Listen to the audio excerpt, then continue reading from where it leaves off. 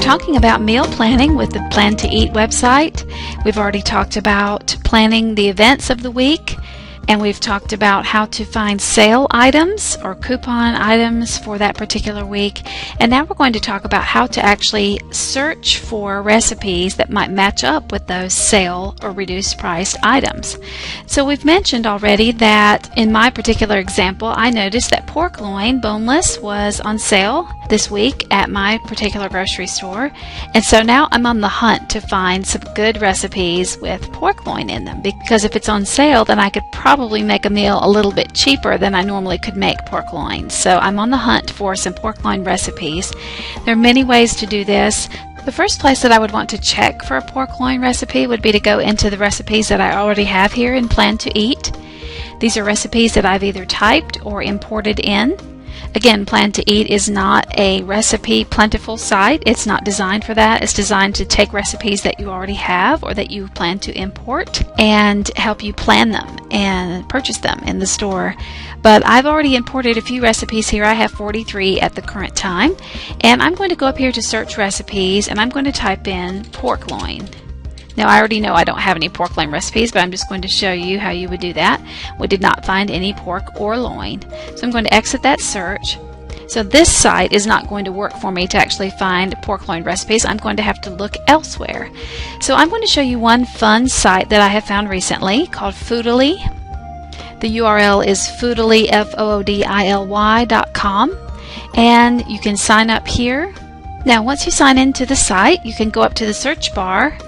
And here's where the fun begins. I'm going to type in pork loin. Now, there are 3,229 recipes with pork loin, which is crazy. There's no way I can look through all of those. But I can narrow this down a little bit with this very nifty little click-off system here. We have low carb, low fat, top rated, blogs, or quick. Now you'll notice the more I limit them, the fewer recipes we're left with. But I'm going to keep quick. I'll take off blogs, top rated, and let's leave low fat and quick. Now I've gotten down to 34 recipes, which is still plenty. And some of these look really, really good. Apple cranberry stuffed pork roast. Wow. There are all kinds of things, and you just scroll through here. By the way, this site is completely free. There's no charge to sign up for that. But each of these recipes somehow includes pork loin in one of the ingredients. And again, I can take off any of these limiters and go back to a larger amount of recipes. So once I find a recipe that looks good to me, I need to import that into Plan to Eat. So let's just pick one here that looks good. Here's one, molasses pork loin. And the recipe is listed here as far as the ingredients, but to see the actual directions how to make that, you need to go to the original site.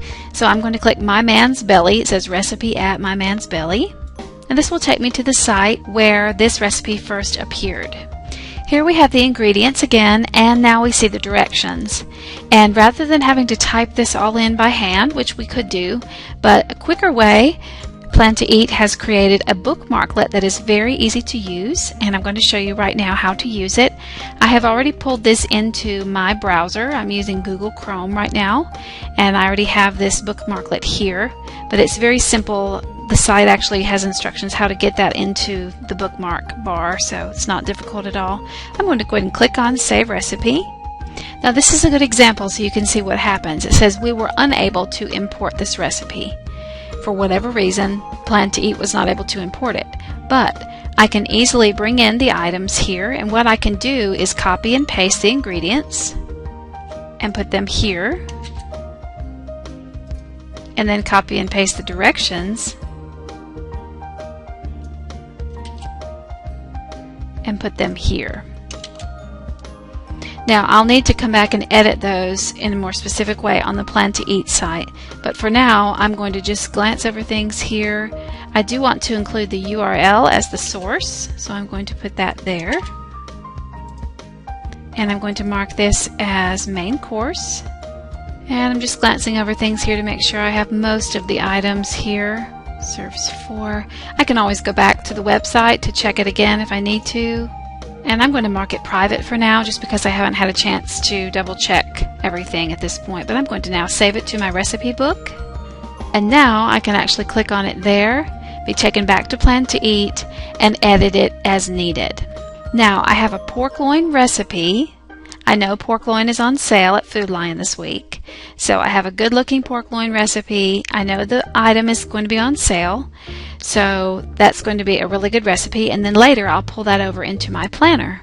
In the next screencast, I'll show you what happens when the recipe is able to be imported into Plan to Eat.